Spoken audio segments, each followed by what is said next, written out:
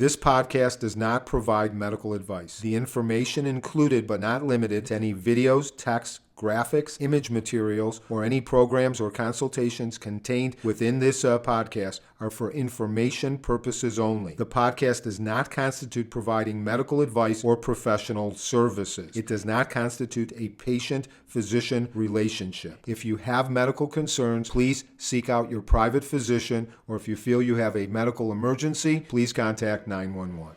Welcome to Cars and Coaching, the podcast where we combine our love for cars, medicine, and self-development to get you to the life that you deserve.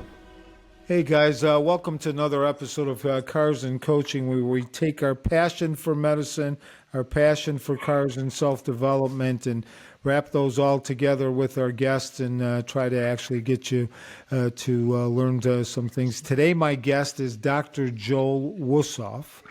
Joel, it's a pleasure having you here. Thank you so much. I know we had a little bit of technical difficulty, but I think we're moving in the right direction now. So it's a pleasure having you here. It's a pleasure being here, Dr. K. How are you doing? I am doing good. And you are sitting in Miami, am I correct? I am in Miami. I just got back to Miami from Texas. Oh, very good, very good. I hear a puppy in the back barking. Is that a new dog, or is that your older dog? No, well, that's my girlfriend's dog. As you guys probably know, my baby passed away a couple months ago, so yeah, I am now the surrogate father of this border collie. Oh, good. So, Joel, tell the audience a little bit about yourself. I know you're an ER doc. You have a passion for longevity. How'd you get into medicine to start with? To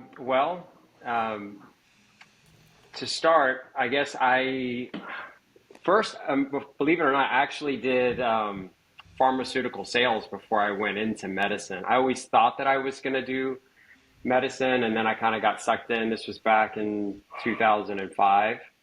I did that for a couple of years, and having the interactions with the doctors, that burning desire was inside of me. Like, I want to be like you. I know I can do what you're doing. And finally, I took the leap into that. And I've always been, a very curious person when it comes to science. I love learning about science, scientific method. And I think that kind of sparked the passion for what's going on in my life now. Is just the continued hunger to want to learn more and want to up my game in terms of my practice and provide the best care for my patients, and staying on top of research and literature and the latest and greatest what science has to offer. Yeah, no, so that's fantastic. So we have something in common, both ER docs. When the pivot to longevity medicine? So I think COVID probably had a very big impact. I mean, it had a huge impact on everybody in the world, but, being on the front lines of this, I saw, a lot of things. I was working in Texas at the time, and people, are very quick to forget that COVID was very, very scary. And there was a lot of unknown, and being on the front lines of this, you didn't know whether or not you were going to get sick, because we're seeing, face to face, many people sick, people dying. Didn't know if you were going to get it, if you were going to die. I had, unfortunately, colleagues of mine that passed away, similar age to me. And just a very scary, stressful time. And I think it was kind of a reset for me, and just reflecting on, what do I want to do with my life, going forward. I think after COVID, at first during COVID, we had, the healthcare as a whole. I think there was a lot of continued respect, heroes of healthcare and all these things. And then after COVID, things kind of, if you notice, have started to change a little bit. I feel like there's a little bit of this false dichotomy, and there's more like there's kind of this pervasive anti-medical narrative that convinces patients to not necessarily follow what guidelines, these guidelines that have taken, a tremendous amount of work, effort, and evidence. There's just like this us versus them type of a narrative. And I'm not exactly sure where that came from. I don't want to go into the details of, about vaccines and all that stuff. Right. But I think that kind of sparked some interest too, and how I really want to be able to provide medical education for people, because I think there's this huge disparity in what people actually know about their health, insights into their health, and especially coming into the ER. You're seeing sick people over and over again with chronic disease. They have very poor insight into their own health. And I just felt like I wanted to do something different where I can provide education to people to help prevent them from coming to the ER in the first place. Because the system that we have in place right now, as you know, it's a very quick fix system. Right. And we don't have the time that we need to provide education and insight to people to empower them so they can make those decisions to prevent them from coming to the ER, to, getting their regular checkups in the first place. Yeah, no, I agree 100%. I do think there's that dichotomy. I think when COVID hit, there was that, not that we were looking for it, but that heroic label placed on all of the healthcare providers. But that quickly soon faded, and I don't know if there is a lot of trust or confidence in physicians. And being a physician, one of the most important things for patient care is that they actually have trust in their physician. And that increases compliance with medication, compliance to the protocols that you were speaking of, and that's extremely important. If you don't have trust, you really don't have anything at all. Were you pretty much a health freak? I mean, you're in phenomenal shape for your age, for any age, but was that a passion of yours prior to medicine and you're just building off of that? Or did COVID really shake the whole thing and have you say, I'm not going to McDonald's anymore, I'm going to go ahead and eat my steak and asparagus instead? Oh my gosh. I think I've always been very in tune with my health. And that's another thing, being an MD, practicing allopathic medicine, at least whenever I went through medical school, we didn't have a lot of preventative care training. And that's something that I've always been curious and passionate about. And I think that just kind of stemmed from, I grew up an athlete. I mean, I didn't play college sports, but high school sports. I'm 41 now. I have religiously lifted weights almost every single day, minus, breaking a couple bones here and there for 30 years straight. Like I haven't missed longer than 3 or 4 days. And I just love it. And I love the way that it makes me feel. And I think that was always kind of an outlet for me to help, keep me focused, to minimize my stress. And then it kind of just blossomed into other things, caring more about eating well. And, whenever you're exercising, I feel like you pay more attention to what you're putting in your body because, you're working so hard to go through that workout that you don't want to put crap in your body. So I think it stemmed from that. And then also it stemmed from the fact that, I come from a family of pretty bad genes. My grandfather, who at the time, in the early 90s, was the oldest living recipient of a heart transplant in the United States. He was 73 years old at the time, and he had his first heart attack at age 38. So 3 years older than I am today. And, it's just something that kind of always just in the back of your head, right? You kind of see your mortality, you work in the ER, so you see people dropping like flies right and left. And it's just not something that you can look away from, especially since we stare, mortality in the face every single day. So I think I just wanted to take charge of my own health, figure out, do I have these same risk factors? I did a lot of research on, my genes, and I kind of went down the rabbit hole of just preventative health. First off, preventative cardiovascular health, and then it just kind of fully blossomed from there. Wow. So just out of curiosity, emergency medicine, so that sounds like this has been a passion of yours forever. And why not internal medicine and going that route, or cardiology? What drew you to ER? That's a great question. I think probably, I mean, I have a mixed bag for my personality when it comes to medicine. I probably could have taken one of those routes because I really do have a knack for knowledge in general and really understanding pathology. But I like variety for one. I like the idea of knowing, a little bit about a lot of things and using it in a practical sense. That's really appealing, just real life application. And I'm a busybody. Like I like to be doing a bunch of different things at once. I'm scatterbrained. So it kind of fits my personality. I love the idea of organizing chaos. And it's just fun. I like doing procedures, all these things. I like to be on my feet, very active person. So, in that regard, that's how emergency medicine fit, and also the lifestyle too. Like, if it wasn't for emergency medicine, I wouldn't be able to be. It would be very difficult for me to be an entrepreneur, start my own business. The fact that I'm able to kind of compartmentalize. I don't take call. I stack all my shifts together. I'm able to do this. I'm able to sit here and talk with you right now. I was working in Texas. I just worked 6 shifts in a row there, and then I'm off for 9 or 10 days. So I'm able to focus on, the other aspects of my career, which are completely different from emergency medicine. So it's a really nice fit. Yeah, no, I agree.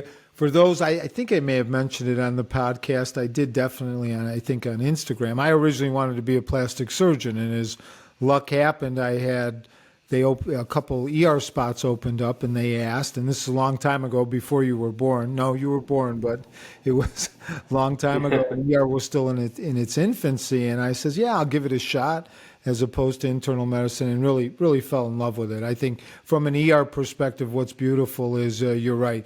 There's a lot of chaos. You very seldom are bored. You have the ability to do procedures.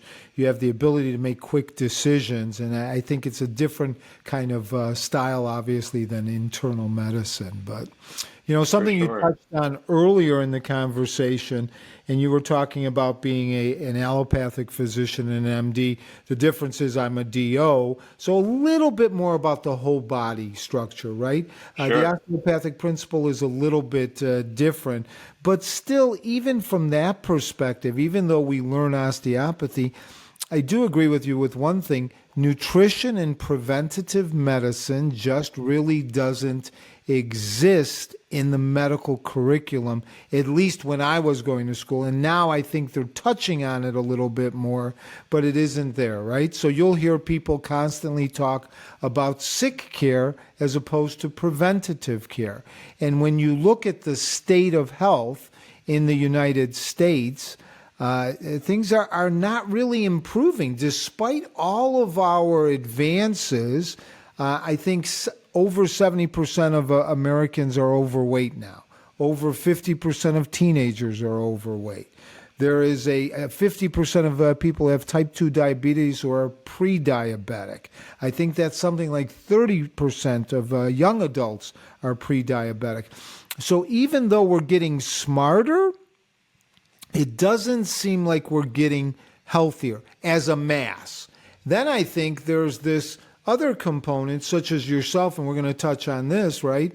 The ability to actually truly take charge of your health and truly understand what are those risk factors. How do you get into precision medicine? How do you know that this is right for you? Because one shoe or one size does not fit all, right? Everybody's a little bit different from that perspective.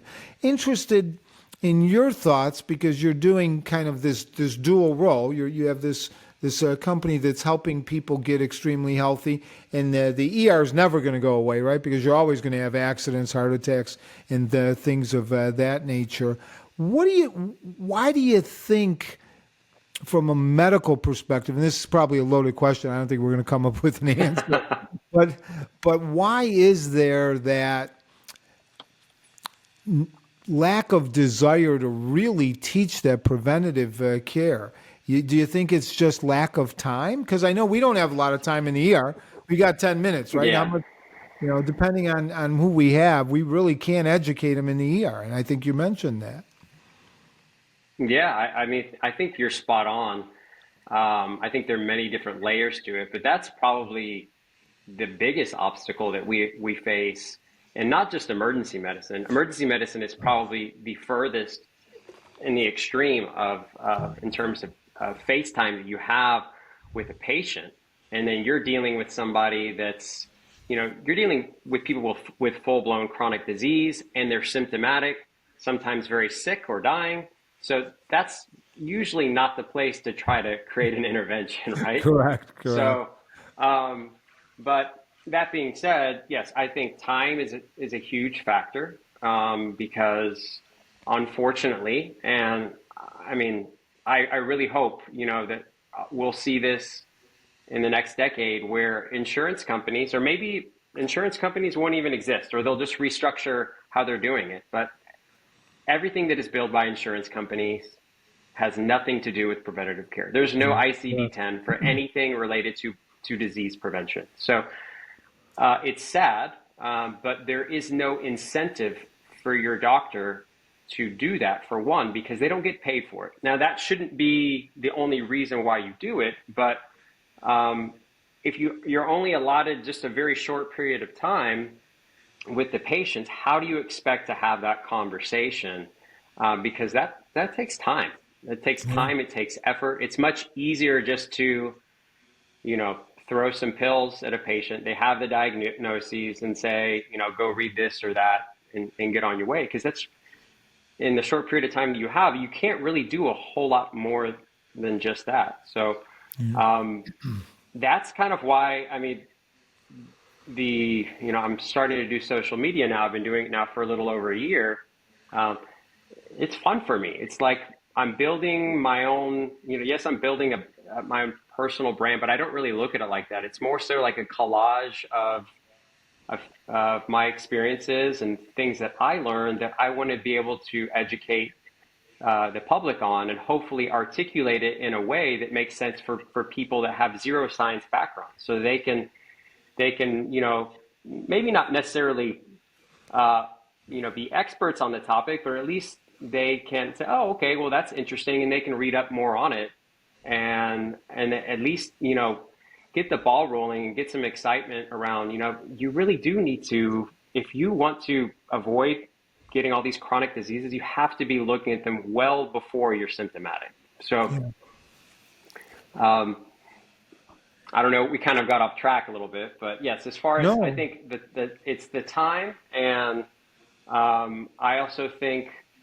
that we weren't taught that in medical training. Like, think about that, Dr. K, how much training did you get on sleep? Like, in terms of sleep pathology, how important it is? Yeah. No, other than at that time, other than the brain waves and the different stages of sleep, which may have been part of a neuro exam, neurology or something, really nothing. And I remember, and I'm embarrassed to say this, during our nutrition class, which we did have a class, that was the class that we would leave the room and I would go play tennis. I says, we don't need this nutrition stuff, right?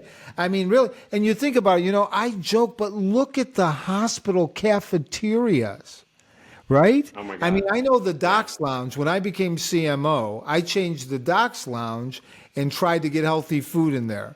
Well, I left 2 years ago and came back now to see, because I still have friends there, all the cookies are back now, man. Because everybody, and I think they were happy to see me go, because they got the cookies, they got the ice cream and everything. And I think part of it is, unfortunately, and I was looking at your company, and you do bring in that emotional and that mindset component. And I think that's very important, because we as a society, at least this is my view, we want everything right away. So what you were saying in terms of, it takes time for someone to use diet or nutrition as a medicine to see changes. It's a lot easier to go get liposuction than to go run a marathon, right? So that's why it's harder to get people into the gym, but there's lines around the block at a plastic surgeon's office, right? It's that Right. effort versus the payoff. But what I think people are missing is that component of the longevity on the end, right? And we tend to do stuff that feels good in the moment and we pay for it much later. But we tend to talk out of both sides, right? We're a hospital, we're a healthcare organization, we're physicians, yet you look at what they're serving patients and how much time is spent for exercise and things of that nature. And it's about that small when all of the drugs tend to be that large. And I'm not opposed to drugs. I mean, I think there's an appropriate time and place for everything. But I think the ability to do things the natural way is going to go ahead and last a lot longer than whether or not using a pharmaceutical in order to lose weight, et cetera. My views. Now, some people need Sure. pharmaceutical help, the pharmacological help to be able to do those things. But, you know. Yeah, I mean, you're bringing up a really good point, and I think it's for whatever reason you see again. I bring back this dichotomy, and you have these extremists, and now I'm seeing it. I really wasn't aware of it before because I didn't really follow much social media, but now I kind of have to, and you do as well. It's just, I think you have these extremes where you have people that have complete mistrust for the medical system, and they think that all of your problems can be solved through lifestyle tactics, which I think for the most part, I mean, I applaud people that are doing that because, you know, you're going to get to the optimal level of your health by optimizing and putting consistent work and effort into your lifestyle tactics, dialing in on your sleep, exercising regularly, eating clean, Right. having emotional health, so outlets for stress reduction, you know, finding purpose in life. All these things, all these components will help optimize your health. But there's also genetic components to this as well. So you can do all of these things and you may need a little help, and that's okay. You know, Yeah. I think, but the other end of the spectrum is what can you do to help me? And you don't want to take charge of your own health. You just want someone to throw pills at you and manage your disease. So there's the complete opposite ends of the spectrum, but in all reality, it's kind of a little bit of mixture of both. I think you need to do all the lifestyle tactics first, and you have to do them consistently, and it takes time and effort to see those results. But at the same time, you know, a lot of people do need a little bit of extra help, like with hormone optimization. You know, optimal hormone levels decline as we age. And I think most people, if not all people, should be on some form of hormone optimization, bioidentical hormones at some point in their life. If they really want to optimize their health, maximize their health span, have the best quality of life possible. So it's not an all or none approach. And I think saying anti-pharma is the way to go, or pro-pharma, or it shouldn't be about that. It should be, it's a mixture. It's a healthy mixture. You shouldn't rely on medicine, but at the same time, you know, you need to really take charge of your health. So that's how I look at things. It's a mixed bag for me. And I take an approach of, I use the term evidence informed as opposed to evidence based. You know, evidence based, looking at randomized controlled trials, meta-analyses, and guidelines. You know, that's based for the masses, right? And we use that as, you know, our benchmark, our blueprint, but everyone is unique and individual. So we'll start with that, but you may not fit with what a guideline shows. So that's kind of how I develop this protocol for my company, Healthspan by Design, is I take people through this pathway, and we start with, you know, I use the guidelines as my box, but oftentimes we go outside the box because everyone is unique in their habits, behaviors, their genetics, and that's where medicine is going. You know, precision-based medicine, not just everything based off of guidelines. So No, I Yeah. agree with you 100%. I think it's the combination of both. I think when you look at some things, some physicians will approach it from the perspective, and I'm not picking on physicians, I'm obviously one, right? But, we're going to go ahead and solve this completely with pharma and these protocols. And then, like you say, that's pendulum swings the other way, and everybody's going to cure everything by diet and exercise alone. And I think we have to take a look at the entire continuum and say, okay, how do we go ahead and blend those two together, just like you're saying, to be able to go ahead and optimize our health to the best of our ability? Because I don't care what you eat after a car accident if you have a ruptured spleen, right? You're not, for the most part, you're going to need medicine and you're going to need things in order to improve, right? Same thing, if you're diabetic and you're type 1 diabetic and you're DKA, it's not going to be all natural, right? So I agree 100%. I think it's that moderation and it's that approach. I do think it should start in infancy, and we should be educating kids and everyone all the way through to say, hey, listen, this is the diet, this is the exercise. I always laugh. My cousin might shoot me, but I've seen this with a lot of people, and I'm just as guilty, right? My cousin's extremely athletic and does a lot of, is in phenomenal shape. He's older than you, and he's a physician as well. But when his kids were small, what do we feed our kids? We give them an ice cream. We give them a cookie, right? We tend to do things for the kids, right? Because we remember all of those things, right, from when we were little. But we don't set those good habits from the beginning, right? And it's all for the feeling in the moment, right? It's a heck of a lot better to eat a big ice cream as it is a bowl of broccoli, right? But you have to train yourself to be able to do the different things. So no, I agree. Where did I don't know where I heard this from, but it was, I think, a journal article from talking about families in Japan. And they interviewed like little children of like what their favorite foods are in Japan. And it's totally different from the United States. Like, what's your favorite food? Oh, avocado, broccoli, rice. Right. And then because they don't get fed any of that. It doesn't even exist for them. So it's very interesting. You're right. We have to start early on because that is ingrained in our neurons from day one.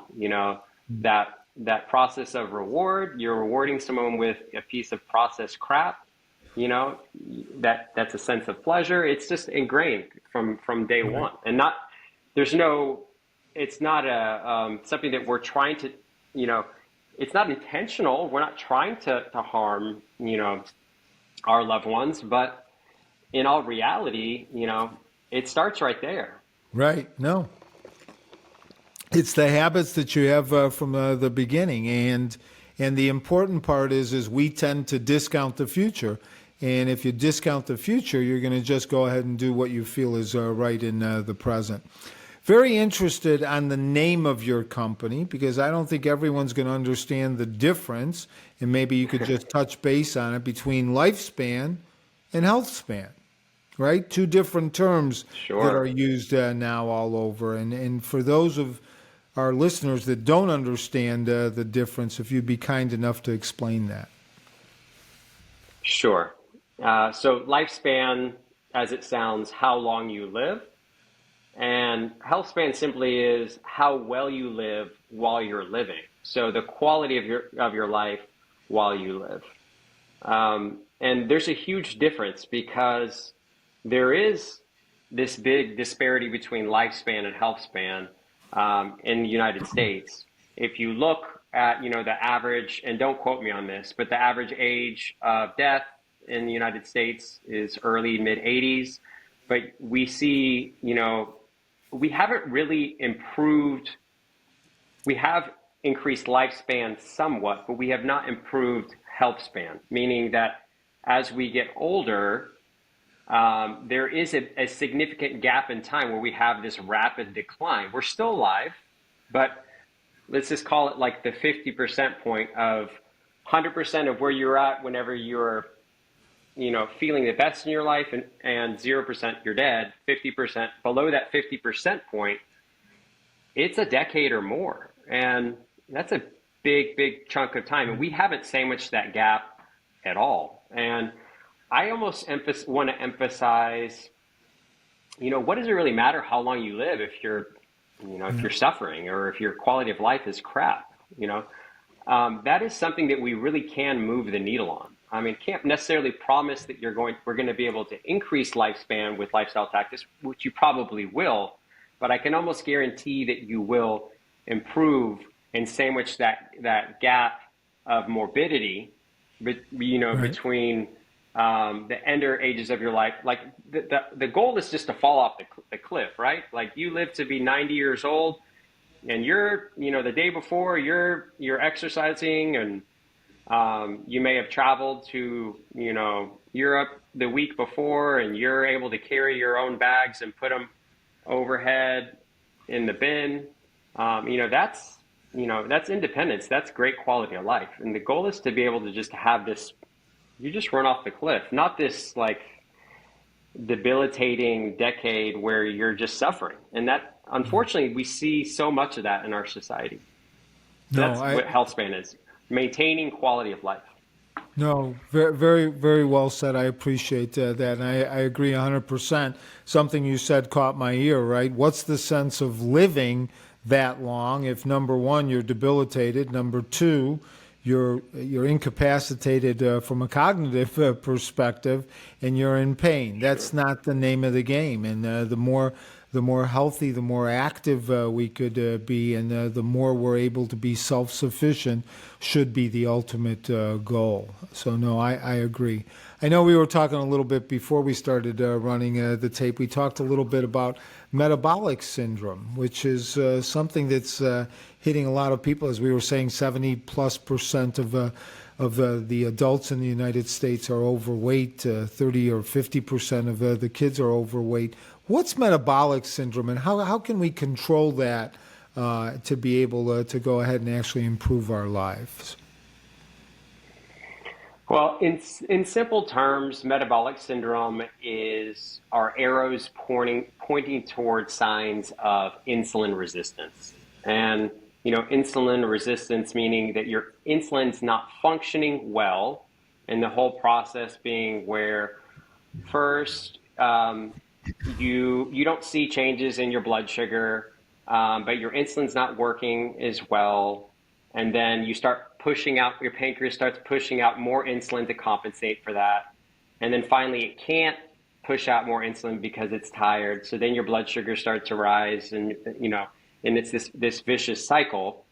But metabolic syndrome is kind of trying to capture all of the components that are associated with insulin resistance. So like your waist circumference, blood pressure, fasting blood glucose, your triglyceride levels. Triglyceride levels is simply just an easy way of saying how well are you partitioning your fuel in terms of carbohydrates. Are you using carbohydrates as energy, or are you storing it as fat? And the higher the levels, that means you're probably storing it more as fat. So it's a very, metabolic syndrome is a very, it's widely prevalent. You don't have to be insulin resistant to have one of the components of metabolic syndrome, or vice versa, but it is one of the markers that we use to kind of, hey, this is a red flag that things are happening and heading towards the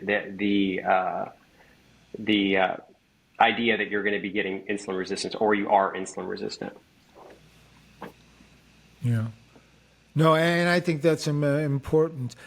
We were talking a little bit about food earlier and sugars, right? And I think, don't quote me on this, I think the average American eats 175 pounds of sugar a year. 175 pounds. Years ago, it was something like 5 to 10 pounds. And I think it's something like 75 pounds of high fructose corn syrup, right? So a lot of our things are truly coming from diet. So it's not hard to believe that our pancreas is constantly pumping out this insulin with everything we're putting in our mouth.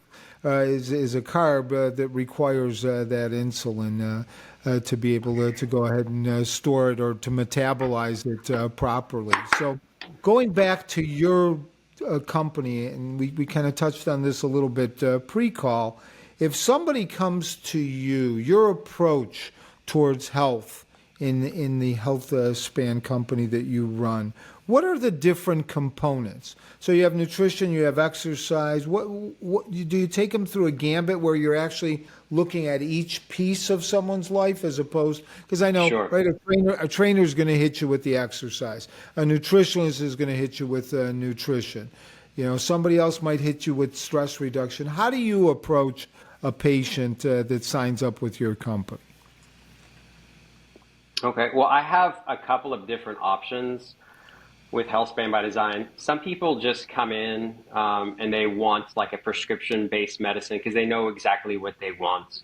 I do emphasize hormone optimization. So there are people that, you know, they fill out a questionnaire and then I see whether or not they qualify for hormones. So these are, you know, men, you know, that have either signs of testosterone deficiency or actually have true testosterone deficiency, you know, women, postmenopausal women for estrogen, progesterone therapy, thyroid dysfunction.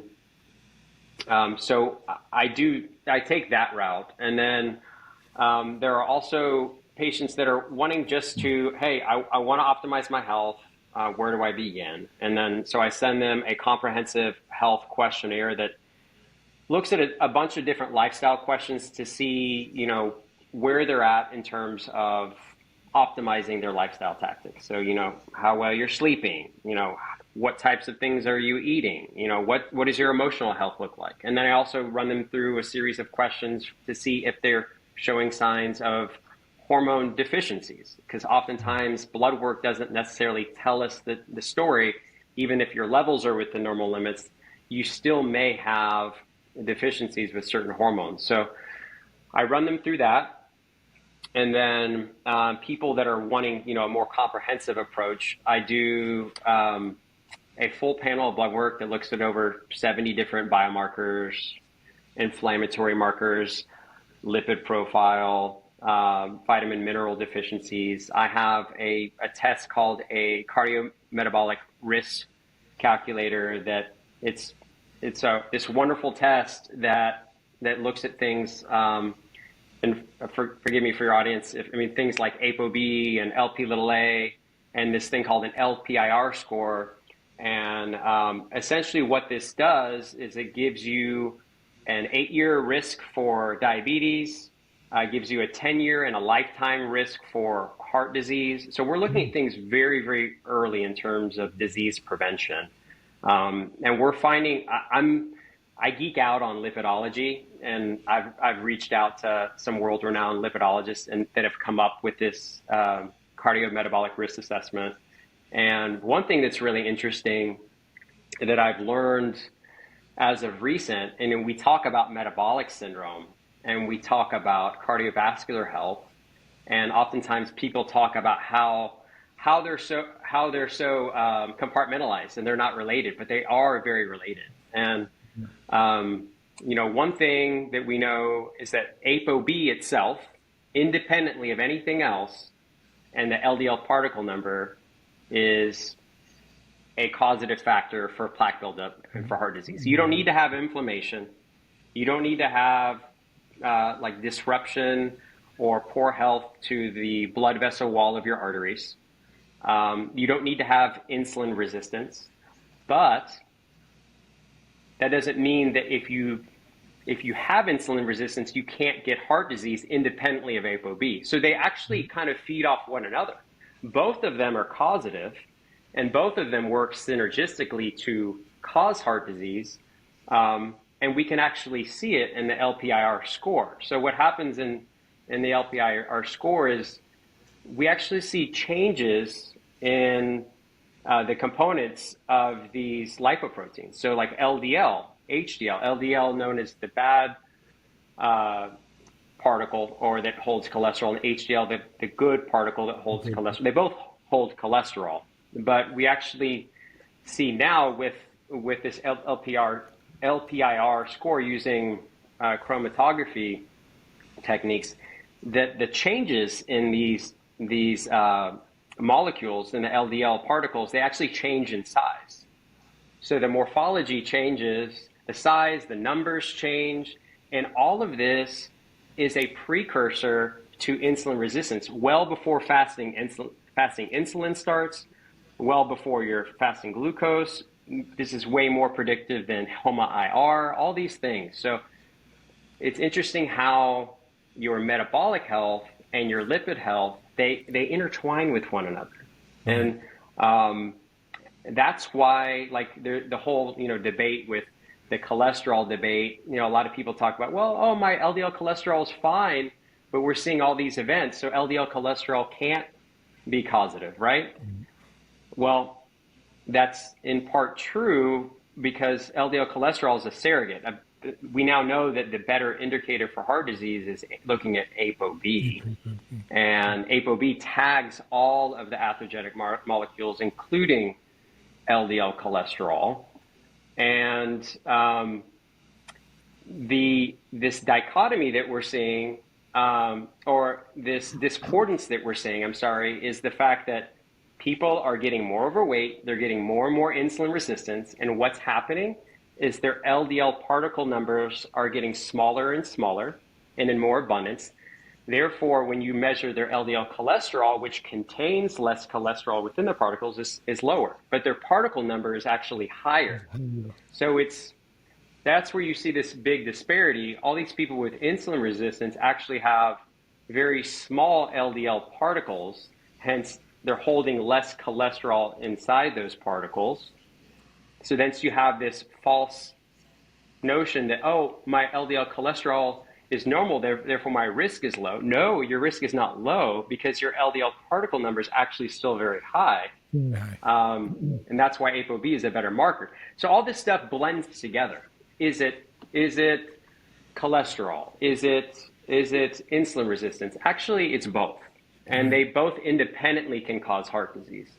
So that's one of the things I'm really passionate about. I'm really big into lipidology, but that's one of the things that I can test for people is I can look at your LPIR score and I can tell you what your 8-year risk is for diabetes based off of the morphology of your lipids, or how the size and number of your lipids, rather than looking at traditional things like fasting insulin level, fasting glucose. So that's one of the things that we do. And then, so a bunch of different tests. And then I always sit down and I talk to people and I said, if you're going to be part of my program and we're going to be, meeting with each other on a regular basis and checking your blood, I like to check blood work quite frequently on a quarterly basis. But I don't let anyone sign up for my membership if I don't have buy-in that they are gung-ho about optimizing their lifestyle tactics, because all this other stuff is a drop in the bucket if you don't do that. If you're not exercising regularly, building muscle mass, building strength, building those muscles which are like a kitchen sink for sugar to help minimize insulin resistance, you're not getting strong to prevent falls.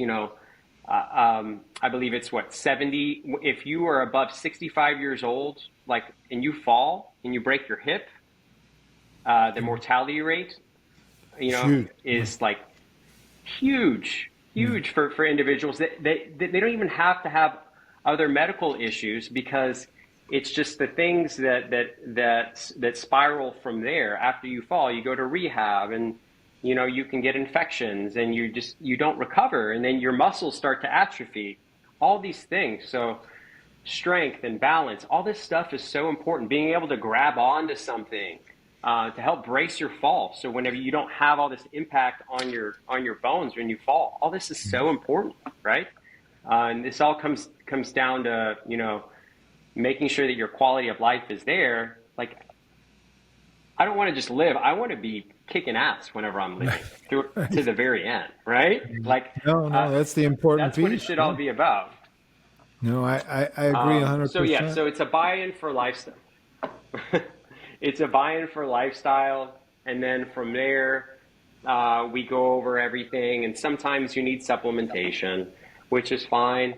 Sometimes you need hormone optimization, which we do as well. And sometimes you do need pharmacotherapy. And I provide that as well too. So, and then but the thing is, we're monitoring this in real time. I'm checking this stuff regularly, quarterly blood work, so we can see in real time, actionable steps. It's not just like we're guessing here. It's not an annual checkup. Like, hey, see, I have a health and wellness coach that's working on helping you with your lifestyle tactics. I have a dietitian that's helping you with your nutrition. So it's a very, dive in immersion of health optimization. No, I like your approach. I think the most important thing, and this is said numerous times, right? Nothing's going to change if the person doesn't want to change. So you have to have buy-in. And I think, looking at corporate wellness, the idea of corporate wellness is to give someone the membership or pay for partial membership to a health club or something of that nature. But if they're not bought in, I don't care where you're buying them a membership, right? I think it comes from that mental component and the buy-in, just like you say. And then what are you doing for the basics? Well, you talked about it a little bit earlier. What are you doing for sleep? How do you optimize sleep? What are you doing for nutrition? How do you optimize nutrition? What are you doing for exercise? How do you optimize exercise? And then, like you say, go ahead and add all of the other things. We, unfortunately, I think, my thought, right, everything is backwards, right? What's the quickest way for me to do it? It might be this way. Do I really have to sleep? Maybe not, and do that. So I'm just curious, out of all of those things, out of nutrition, out of exercise, out of sleep, what do you think is the most important? Loaded question, I know, but what do you think? Wow. I know they're all important. All right, let me answer it this way. What's the lowest hanging fruit? Sleep, hands down, especially if you're not already getting optimal sleep. If you're someone that's surviving off 5-6 hours of sleep, we now know that, yes, there are some people that can do okay on less sleep, but there is this U-shaped curve when it comes to sleep, when it comes to a number of things, even insulin resistance, weight gain, things of that nature, not to mention all the cognitive effects that you have from lack of sleep, everyone needs an optimal level of sleep is between 7 and 8 hours of sleep. So prioritizing that, and I think getting into a regimen of sleep hygiene and having that discipline, I think is by far the lowest hanging fruit. And then from there, I think it's kind of a domino effect, right? Because if you're getting good sleep, hey, you're waking up, you're feeling better. You got more energy, you have more motivation, you have more clarity. You're just in a better mood. So I always emphasize that first.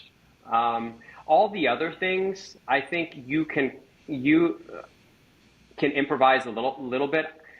Exercise, I think, is extremely important, but I think there are people like, I don't have time to exercise. Everybody has enough time to do a little bit of exercise throughout the day efficiently, like just doing a couple things, getting your steps in.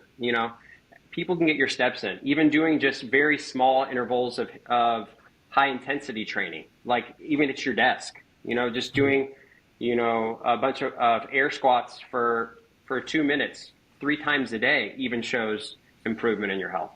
All of this stuff can be done. Like, for people saying that you can't do it, minus the people that have, debilitation in their joints, chronic pain, etc. Obviously, you need to go down another path to help improve your strength, mobility, and improve your pain. But sleep by far lowest hanging fruit, and I think when I get people, that's the first thing that I have my health and wellness coach focus when people are not sleeping, which majority of my clients are. They're busy. A lot of people that are very, very busy, very successful people. And they think that for some reason, there's this stigma that if you have time to sleep, you're not working hard enough, right? Or I think that's just like an old, it's just an old way of thinking. Yeah, people used to say, I'll have plenty of time to sleep when I'm dead, right? And the theory is if you don't sleep, you're going to die a lot earlier, right? So it kind of blends those two together, It's No, it is. Well, even from a medical perspective, you went through the same training as I did in medical students. They're a little bit better now, but right, that was kind of a rite of passage. 24-hour shifts.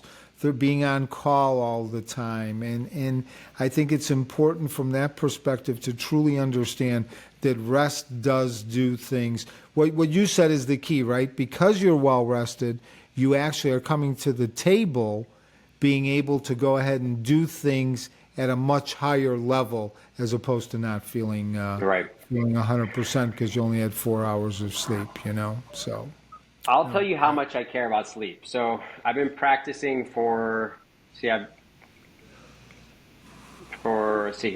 little over 12 years now. And I don't do night shifts anymore. It's a non-negotiable. I know it's part of, what ER doctors do, but I'm just like, hey, listen, like, I'm happy to work here, but one of my non-negotiables, wherever I work, even if I only work at one place now, but you could pay me double. It doesn't matter. It's not worth it to me. I do not work night shifts anymore. Some people I think can handle it better, but to me, it's just not worth it. And it's the whole I debate feel between so much better now owls that I and don't. larks. For all of your right.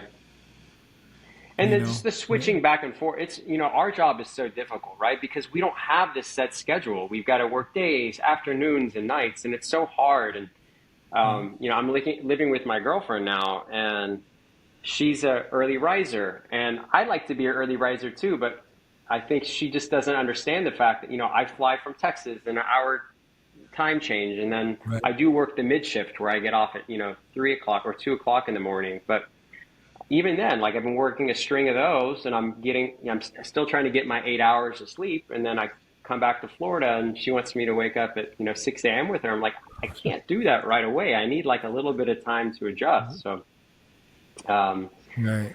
No, in a perfect world, I'd be I getting know up at the that same time every day. when I and was then- still doing nights.